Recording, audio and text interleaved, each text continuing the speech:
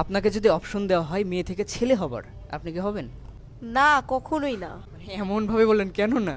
আপনি যদি আমাকে বলেন পাখি হইতে পাখি হব, বিড়াল হইতে বলে বিড়াল হব, কুকুর হইতে বলে কুকুর হব, কিন্তু আমি কখনো ছেলে হব না ভাই। কারণ দেখে আসতেছি যে ছোটবেলা থেকে ছেলেরা অনেকে স্ট্রাগল করে, তাদের হচ্ছিল দায়িত্ব নিতে হয়, ফ্যামিলির দায়িত্ব নিতে হয়, তারপর আবার হচ্ছিল বিয়ের পর ওয়াইফের দায়িত্ব নিতে হয়, বাচ্চা কাচ্চার এগুলোর দায়িত্ব নিতে হয়।